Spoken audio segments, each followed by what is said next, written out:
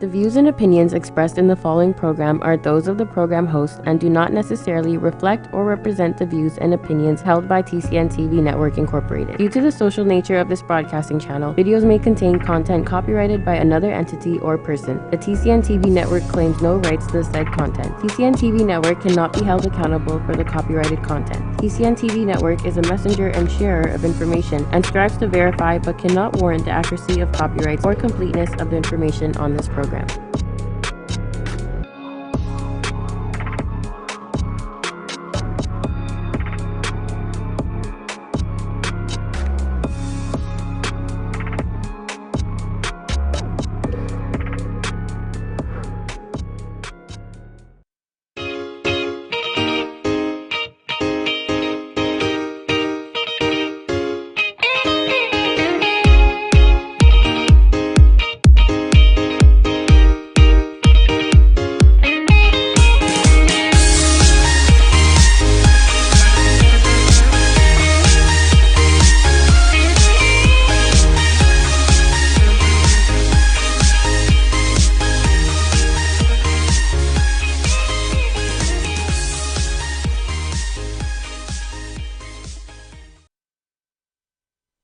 Hello, everybody. Welcome to Shaping Life, where we connect with all things health and we connect with the right people who set us on a path to being our best selves. And I'm so excited today for my very special guest, Dianne Bondy. Welcome, Dianne. Hi, thanks for having me. I'm really to be here. Oh, I'm so excited. So I tried to condense your amazing bio here, so I'm gonna read a few things about you first here. So let me introduce Dianne. Dianne Bondy is a social justice activist, an author, accessible yoga teacher, and the leader of the Yoga for All movement. She's a frequent contributor to platforms like Do You Yoga, Yoga International, and Stars Official. And she's been featured in publications such as The Guardian, Huffington Post, Cosmopolitan, and People. Dianne Bondy is also the author of Yoga for Everyone, which I have today and we're going to discuss. And this is a book that outlines variations of 50 different yoga poses for every body type. And she's also participated in a number of speaking engagements and lectures, including Princeton and UC Berkeley on yoga, race, and diversity. So my goodness, what a rich resume. Thank you. Thank You're you so welcome. much. You're welcome. Oh my goodness. So the first thing I want to say is, so in my Instagram stories today, I put Prince announcing that you're on today. So, and the reason I had to do that is because I know, I was like, I looked through your Instagram and I said, listen, this lady is cool as hell because she loves Prince as much as I do. Oh my goodness. A few years ago, I went to Paisley Park, maybe Oh, 2017, and made an utter fool of myself. Like, I mean, was laying in the front lobby, they were giving the tour, and I'm like, I know, they were asking questions, and everybody on the tour was like, who is you? Like, what? You know? And then I just recently went back in October, and I was a little more chill, just like a tiny more chill. You cooled down a little bit. Like, a little bit. I was trying to figure out how I could hide in Paisley Park so that they would lock me in Paisley Park and I could get upstairs to his living quarters. Like, I mean, I'm serious. I'm serious. I'm right there with you. Next time you take me with you for sure. Sure. Be prepared because I can be extra at these things. It's all and good. It was one of the first concerts I ever saw at Maple Leaf Gardens in December 18th, 1984. Oh my goodness. Like that's like in his day, the time.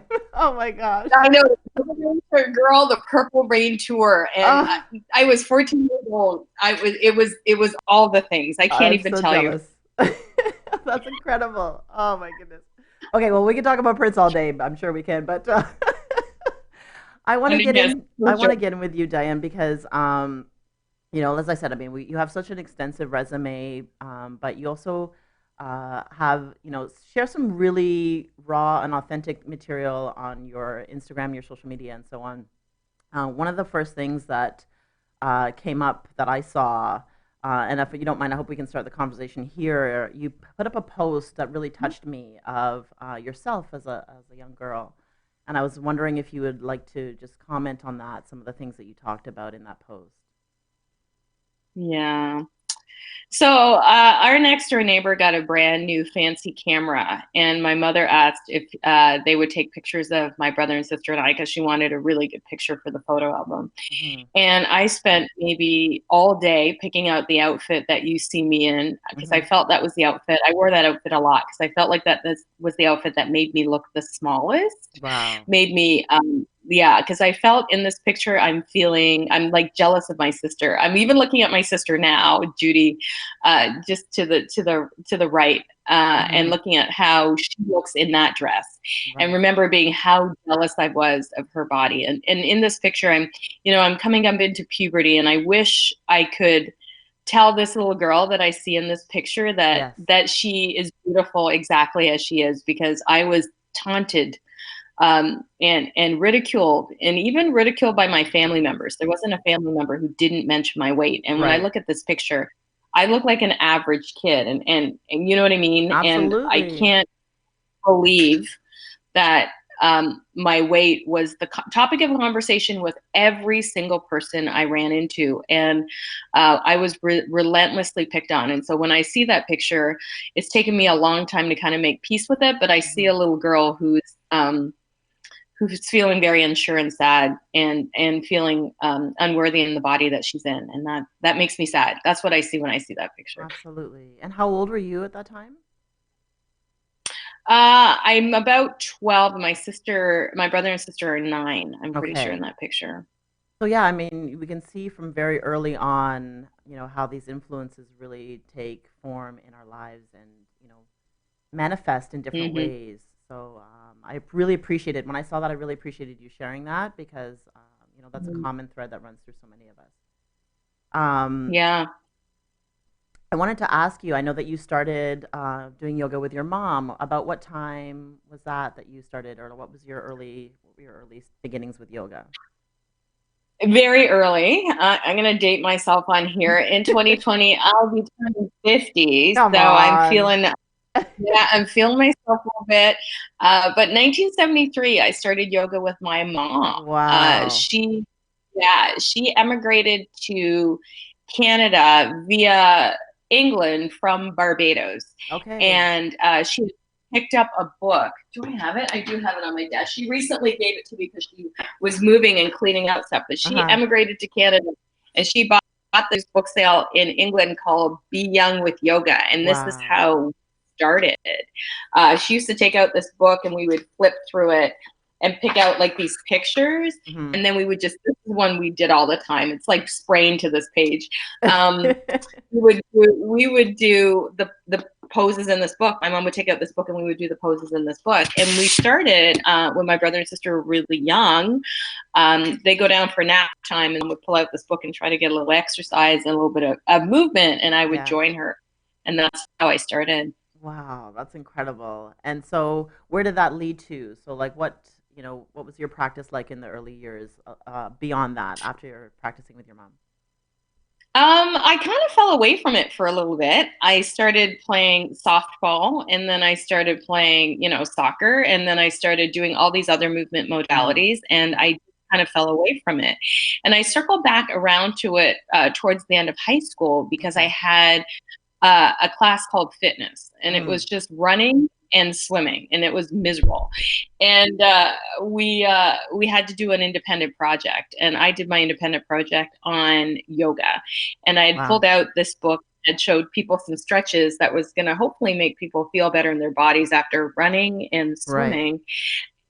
I taught a little yoga class to my high school like fitness class, and Oh, that's how wow. I looped back into it.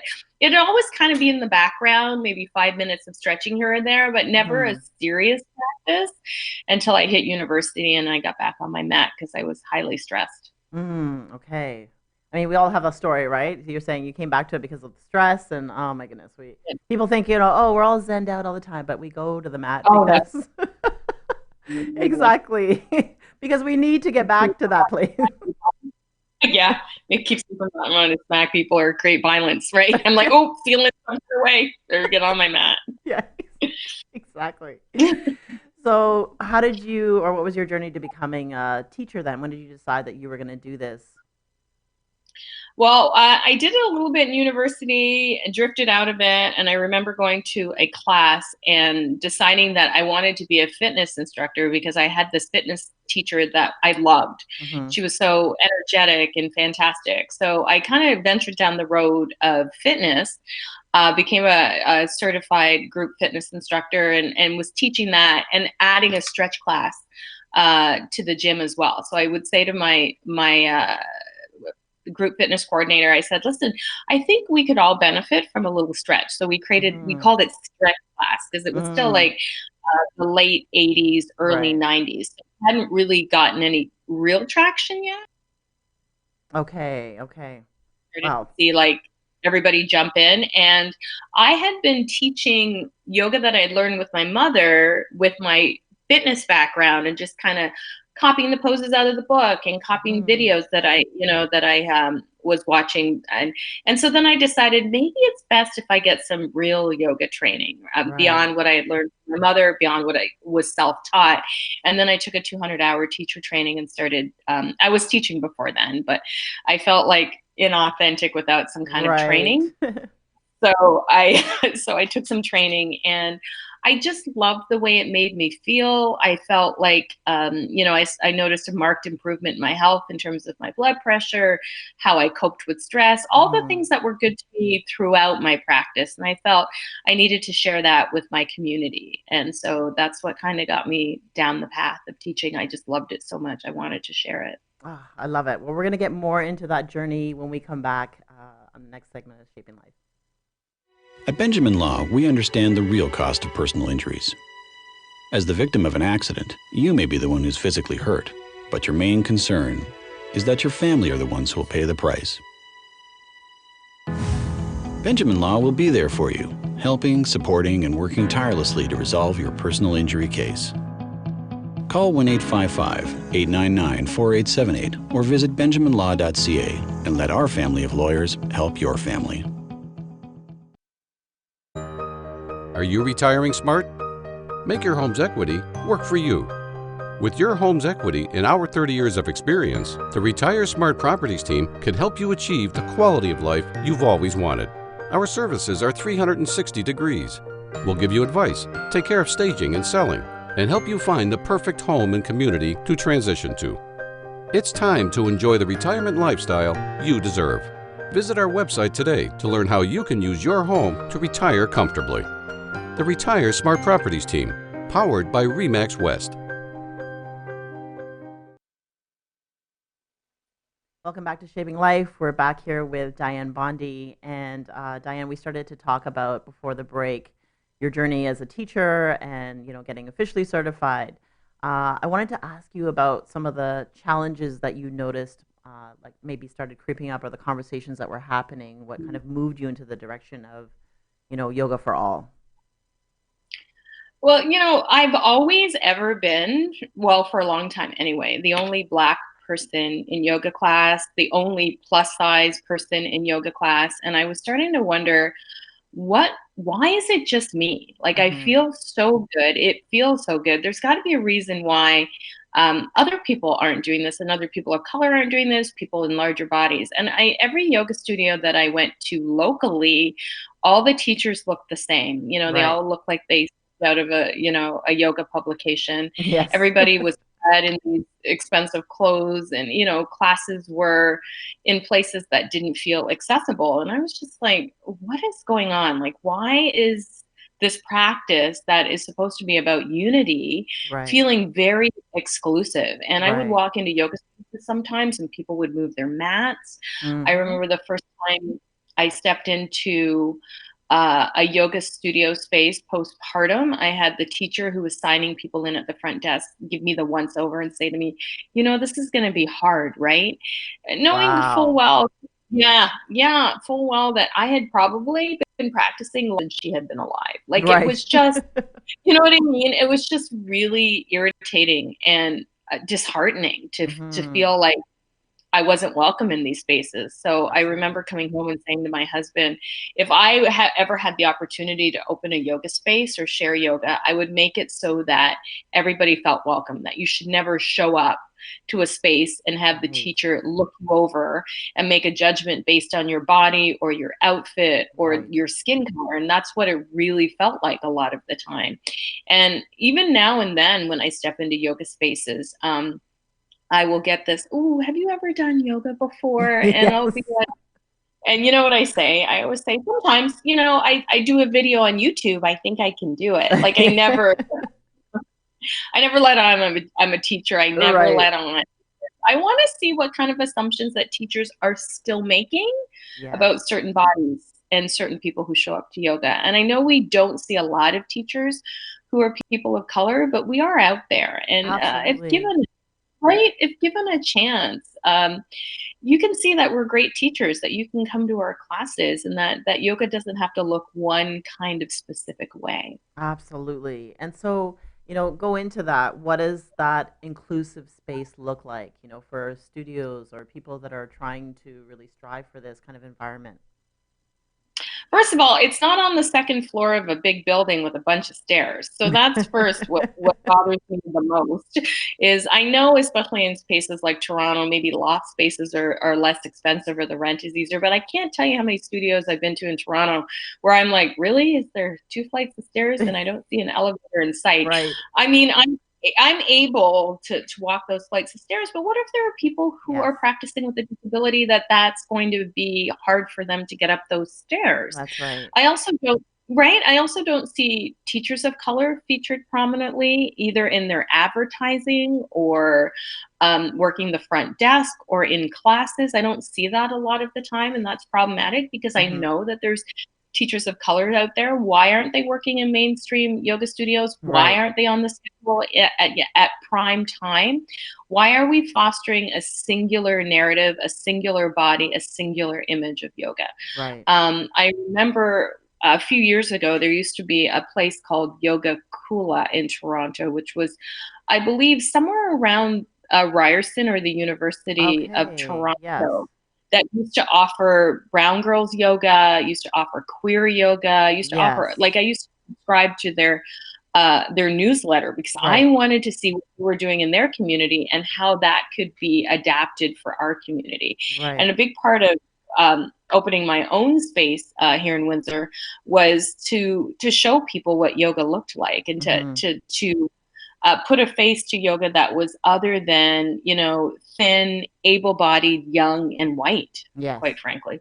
Yeah, absolutely. And I mean, I think, just you say that story about, walking in and, have you ever tried yoga before? Like, I just got that yesterday. So it's funny. These attitudes are still there, and it's unfortunate.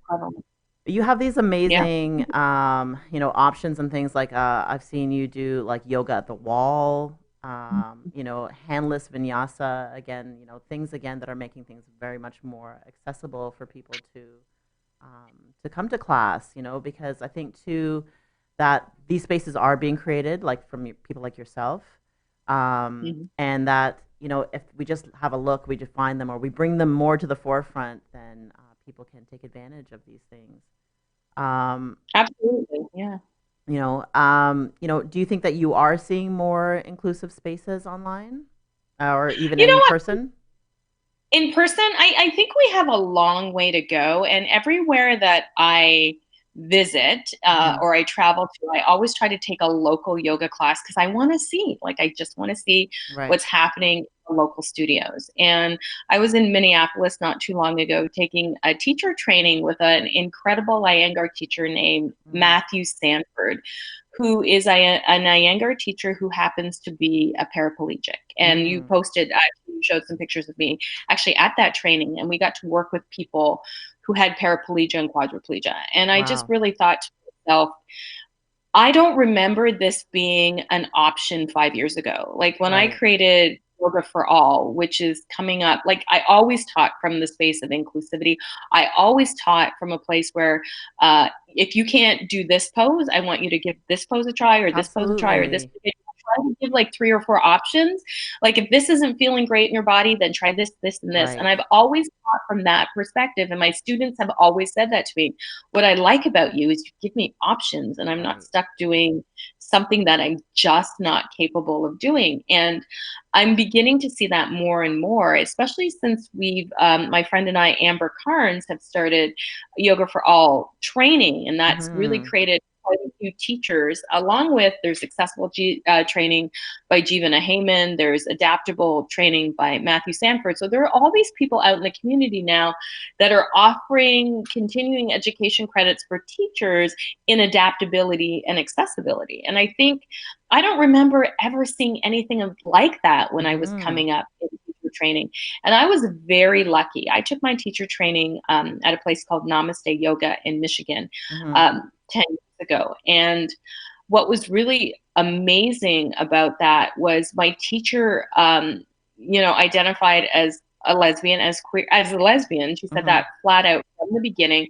We had, I had a partner in my class who was missing a limb. He had been in a tractor accident as a child. So he came to class on a crutch with one leg. There were people of size and there were people of color in my yoga teacher training. So we got this opportunity to explore asana with all these other people who didn't have a typical, I just got lucky. And a lot of people in my town were going to like take power yoga with a really popular teacher who taught Ashtanga. And when I looked at the syllabus of that training, I knew that it wasn't going to be a training for me because it really did perpetuate that one singular narrative around yoga. So I just was looking at everything else in the area within a 10-mile or a 10-kilometer radius of where I live. And I live right on the border with Detroit. So I was open to taking classes anywhere so that I could get a better feel for who actually was showing up to class. And this particular studio, Namaste in Royal Oak, always had a great cross-section of different kinds of people that we had an opportunity to interact with. And I really think it helped because the person who was running that studio was also from a marginalized identity or community. So I think that made it feel safe for those of us who may not feel like yoga is the space for us. And often I would hear people of color, Black people, say, well, yoga is something that white folks do. And I go, yoga is actually by brown people. I don't know. Exactly. So it's closer to us than you might think. Absolutely. And people worried about the spiritual aspects of yoga. And I remember always saying, it will actually bring you closer to whoever your God is. It's not religious in any way. It's not preaching. You're not praying to anything. You're just finding the divinity within yourself, right? Which translates out into the world. Absolutely. Oh, I love that. When we come back, we're going to talk about your website, or one of your websites, yogastaya.com, which has so many amazing resources. So we'll talk about that when we come back. Okay. Hello everyone, my name is Jermaine Chambers, and I'm very excited to tell you about the newest political and current affairs program coming here to Brampton. It's called On Point. The first step of true reconciliation is learning more about one another. Join us on Tuesdays from 4 p.m. to 5 p.m. as we discuss all the issues. I will never forget the trust you put in me. Municipal, provincial, federal, and any issue of national importance we will talk about on Point. So do join us.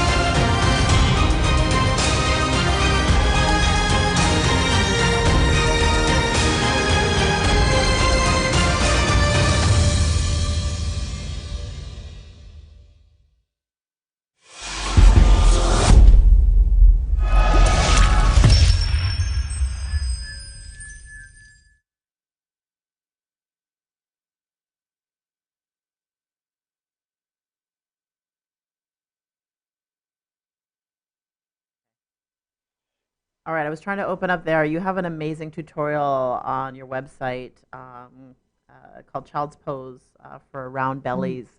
So it was just spinning there. I'll see if we'll be able to get it up in a moment. But I want to talk about that for a moment. Yeah, try, you know what? We recently rebranded. So try yogaforallstudents.com because Yoga Stea has like flipped into Yoga for All Students. So Okay, maybe that's why. Okay, all right. Yeah. But yeah, while she's maybe looking that up, do we have the video, Selena? Okay, perfect. She's gonna put it up in just a second. Bottom can stay closer to your heels. You can also take a small bolster or a folded towel, place it up behind your knees so that there's contact here. Keeping the knees together, you can fold forward, adjust the blocks, and come to your version, okay, of Child's Pose. And of course, feel free to adjust the blocks to your liking, and then if you want, you can always take. So like so many options, the props. I mean, that's what I live for, Diane. So I think that's so amazing. And I mean, there's so many things that yes, we can maybe see visually in people, but again, there's so much feeling to yoga, as you know. So sometimes people are dealing with things that we can't see, and so they need options. And so I think that's so important that that again is something that you really do focus on. So go ahead. Sorry. I was going to say it's the great equalizer is offering people options that customize the practice for their bodies, and I just think this idea that there's only one way to do, say, a child's pose, which I was demonstrating there, or there's only one way to do a warrior pose, and it has to look like picture perfect, is really discouraging to people. Like whenever I would say to people, well, oh, you should come to my yoga class, and people would have this look of like panic, like, oh, I'm not flexible, or I can't stand on my head, and I'm just like, none of that is yoga. Exactly. None of that. Part of it, so much of that is just giving yourself an opportunity to explore and just go. And I think you even mentioned in your book, which we're going to talk about now. I'm so excited. My pleasure. Is that idea that if you just go and just give yourself a chance, I think that's so important. So let's talk about the book. How did you decide to develop that, and where did that all come from? It's interesting because I've always taught yoga from the perspective that anybody can show up and anybody can come. So I put together this manual close to, I want to say 8 years ago, called Yoga for All. And it was just, Alan took out a camera. We took a bunch of pictures. That's my husband. Okay. We took out a bunch of pictures. I wrote a manual so that when I did my teacher trainings, because I taught 2-hour teacher training, I could hand out a manual that actually had pictures of poses in bodies that look like mine, so that I could explain to people, if you're practicing in a plus size body, some things aren't going to work. Like that, something's just not going to work. And so I wanted to have like a reference guide with all these poses in it so that I could show people either when I was teaching classes or I was teaching my 200 hours, I had a collection of photos. So it was my intention to actually expand out that book and self-publish.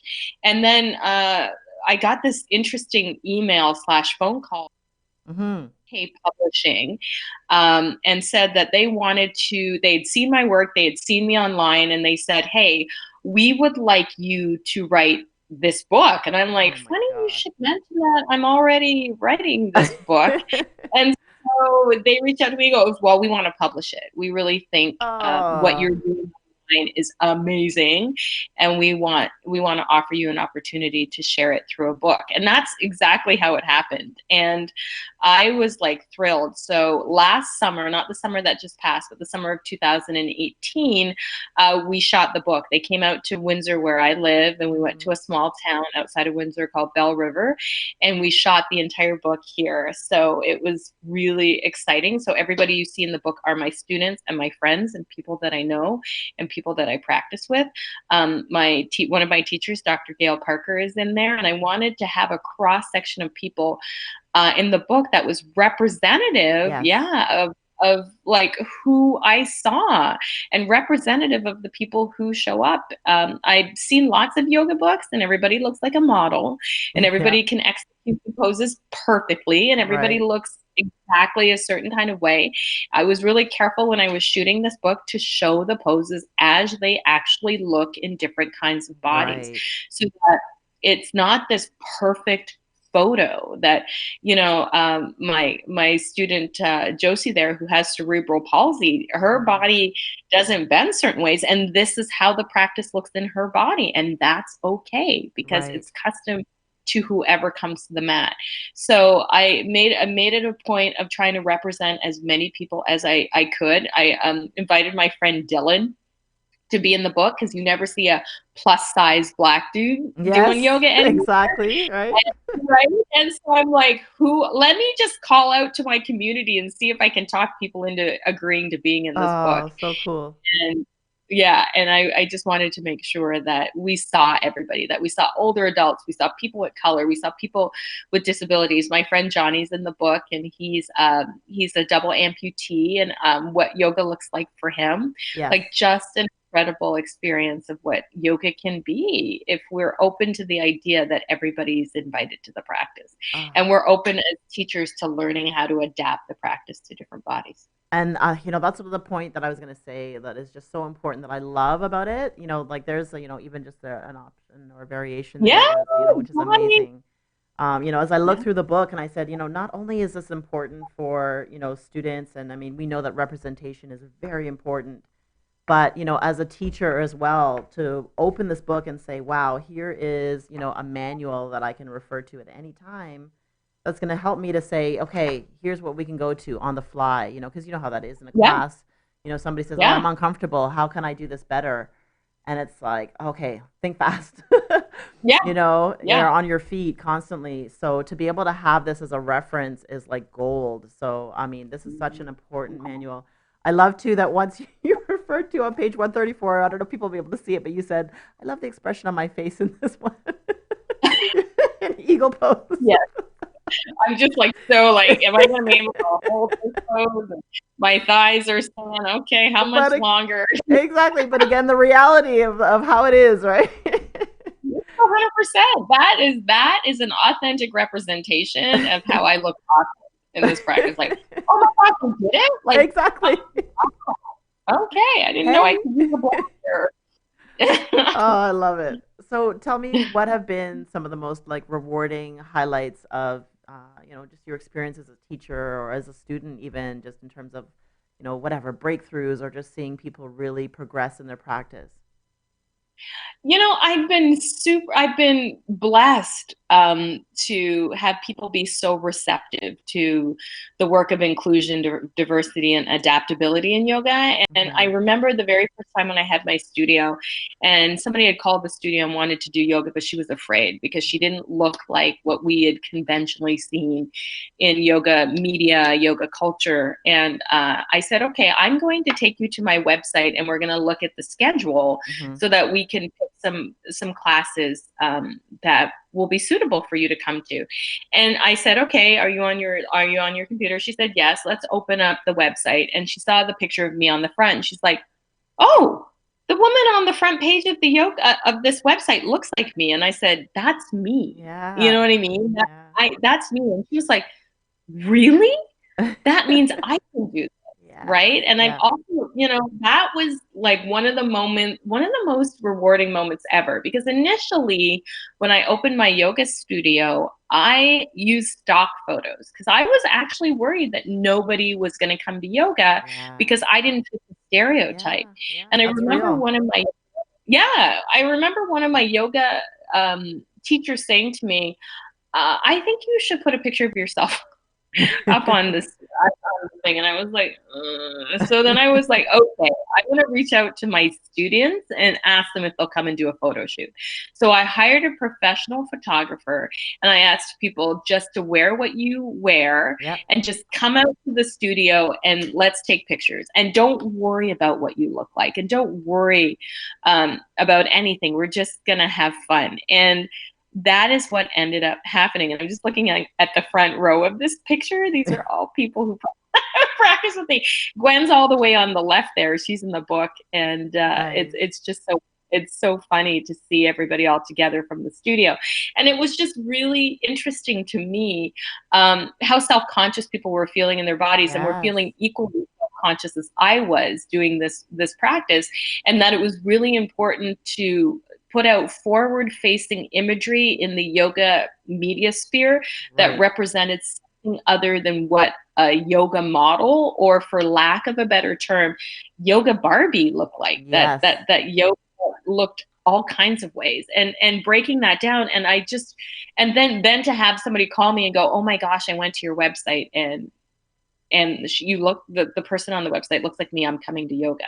And creating those spaces where people felt safe and brave, that they weren't going to be the biggest person in class, they weren't going to be the stiffest person in class, or that I was able to work with them, or to go to other classes and watch teachers who weren't familiar and were working with bodies that were different from their own, kind of ignore a student who was struggling because they're lost. I'm not, I'm not criticizing, I'm just saying, wow, they seem lost, unsure. So maybe I need to create a training so that people don't feel this way, that, oh my gosh, somebody has come into class and they don't have a right arm. What am I going to do? Right. You know what I mean?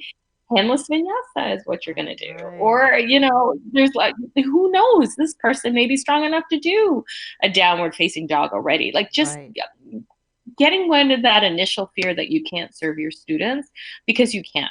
And there's ways.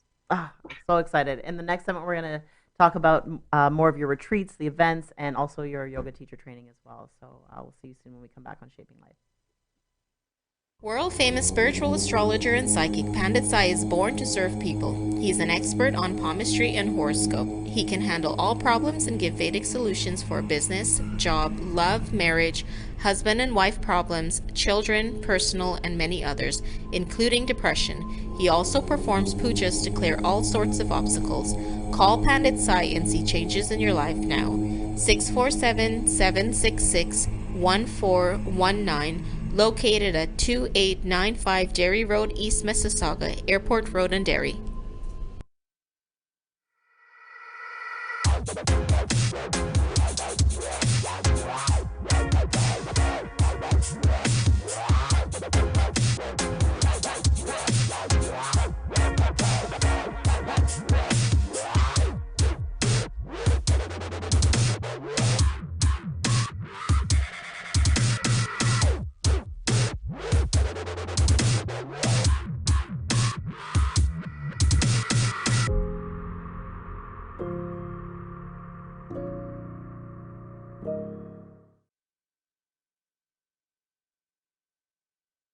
So if I am distracted by the size of my body, by the color of my hair, by what I look like, then I'm not going to be paying attention to what's going on in the world, and I'm not going to use my power to assert justice and to make change and to make other people feel welcome and comfortable, because I'm always going to be insecure. So I liken this to when I went to university. I made sure when I was in class that I always sat in the front row, because I'm easily distracted. I call it, ooh, squirrel syndrome. Ooh, shiny, right?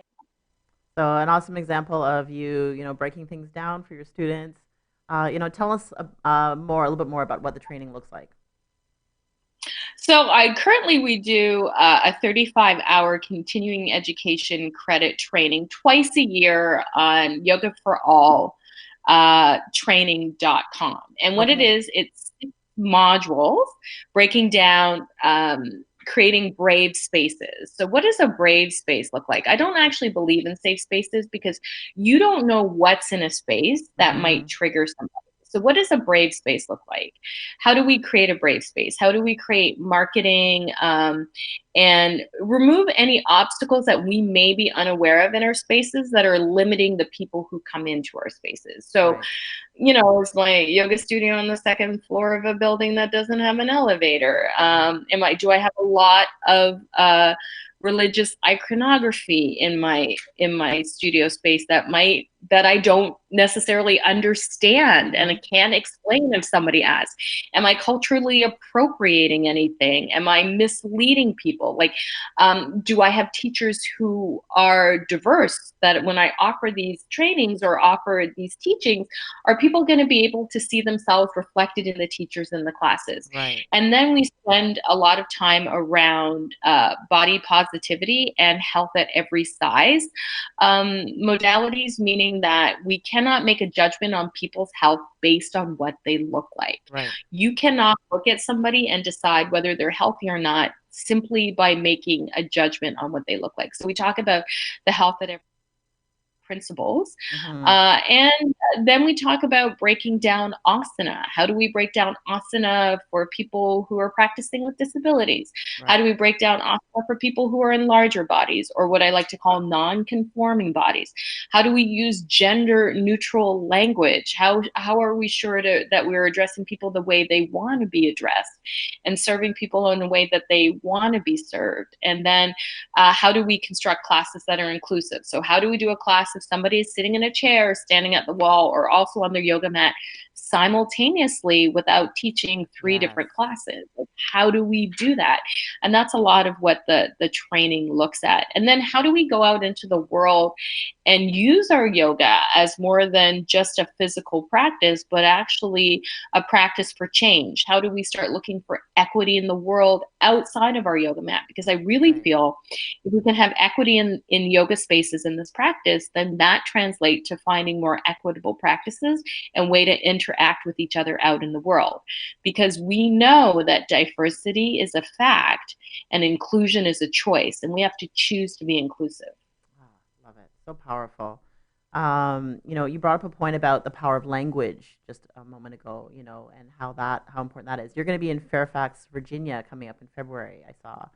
So I know that you have, part of the workshops that you're doing there, or the lectures that you're speaking on, you talk about the power of language. You talk about consent on the mat. Can you speak about those two things for a moment? Absolutely. I think coming from a fitness background, when we taught group fitness classes, the teacher never touched you. Like, the teacher was at the front of the room instructing, and you were at your step or wherever you were in the room, copying the teacher in essence. It wasn't until I came to yoga that I noticed that people were really adjusting, and I'm going to use air quotes for adjusting, because we don't really adjust people in yoga class. We offer assistance. The only people that actually adjust the body in any kind of way, I would say, are chiropractors. If you go to a chiropractor, he's adjusting your spine. So that's something entirely different than what we were seeing on the yoga mat, where we're assisting our students. And I had been injured with somebody who did a really aggressive assist or adjustment in a class. And asking me if I wanted an adjustment, and me being very aware of where I am in my body and being already at the edge or the point where I was stretched the most, and then have somebody come and push on me. And it resulted in an injury, in a hamstring injury. And so I don't recall that teacher ever asking me. And there was this really weird thing that happened in yoga spaces where the teacher was the expert on my body, even though we'd only known each other for 5 minutes. You've never seen me before. You don't know what I'm bringing to the mat. You don't know what my injuries are, but yet you feel compelled to come over and put your hands on me without asking, and then make an adjustment. And we've seen currently in the yoga world and in yoga culture where that has gone awry, where there is very much that guru principle that you surrender your I guess your power to the teacher instead of surrendering yourself to the practice. And the teacher becomes this kind of hierarchical figure that you will do whatever they say, even if it's not good for your body. And we need to stop doing that. We need to pause, look for sensation, and decide, do I need to go deeper? Do I need to back off? Do I need to grab a block? Do I need to exit this pose altogether? And have that autonomy within our own practice to do what feels best for us. And I've already been noticing that language shifting in the classes that we're taking, where people are saying, you need to listen to your body. You are your own best yoga teacher. And so and giving the power back to the student. Because for a long time, I feel as teachers, we were taking students' power, and it was in some ways feeding our ego. This is incredible. Like that, everything that we've talked about today. I'm proud to say that I recently took over a yoga studio myself, and I'm so proud to, say that, Nice. we have such a diverse culture of teachers and students, and Nice. so just everything that you're saying is just so. It's like just got goosebumps because these are the spaces that we want, right? We want inclusivity, we want diversity. We want to feel, like you said, and I love that you said a brave space rather than a safe space, because there's so much going on in our bodies, in the environment, and so I just love the work that you're doing, Dianne. What advice do you have for yoga teachers or studio owners that are trying to hone in on this type of environment in the spaces that they have? Take a look at what might be in your space that might be an obstacle to somebody coming into your space. So sometimes that's pricing, and you might have to think about doing sliding scale pricing. That offering a karma class on a Friday afternoon taught by a brand new teacher who doesn't know how to do variations or modifications for students who are struggling is not the way that you create an inclusive space, that all your teachers are on board, that you set if you're a yoga studio, that you set a standard for language, that we're not here to body shame anybody, maybe get rid of some of that fitness language that shows up on the mat, and that we create a space where people feel like they can show up as themselves, because it's already everywhere else in the world that you're not good enough. I don't think that that's the message we need to be preaching on our yoga mats, that we take our time, that we follow our breath, that we are allowed to exist in our bodies exactly as they are. And in some cases, that may mean that your downward facing dog has blocks under your hand, or that you don't do certain poses, that you do other poses instead, that you have autonomy, and that if we're studio owners, that we hire teachers that represent the kinds of people we want to see in class: older teachers, teachers with disabilities, teachers in non-conforming bodies, teachers in plus size bodies, teachers from the LGBTQIA plus community, that we really offer a broad range of diversity within our teaching and within the staff that works in yoga studios. And as teachers, that we take it upon ourselves to get trained. If we don't know what we're doing, that we seek out trainings that help us, that there's lots of books out there now on accessibility. My friend Jeevan, I think his book is up here on my desk. He also wrote a book called Accessible Yoga, so that there's lots of books out there to help us and to start breaking down poses. If you want to teach a mixed level class, write out the poses that you're going to teach, and then find variations for each of those poses, so that if you look out in the room and people are like struggling, you have a go-to for them, because people don't come to yoga class to watch flexible people do yoga. They come to have an experience, right? So you don't want people sitting and watching other people do yoga because they can't do the pose. You want to give them something to work on as well. Absolutely. What a joy.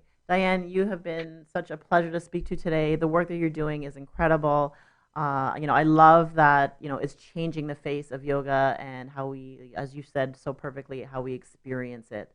Whether that be on the mat or off. So thank you so much for taking the time to speak with me today, and to the audience today. You've just provided us with so many gems and so many things to walk away with. So I'm a proud owner of Yoga for Everyone, and I encourage everybody to sign it for you. Yes, listen, I invite you to my studio. It's in Richmond Hill. So whenever we can make that happen, I would love to have you. And anyways, I would love to come. Wonderful. I would love to come. Thank you for doing this work, Trisha. Thank you for inviting me on your show. I had a great time. Thank you so much for this opportunity to speak about what I love so much. Excellent. We feel the passion. So everyone, please make sure that you watch, like, share, comment. Dianne had so many wonderful things to say today, and we'll see you next week on Shaping Life.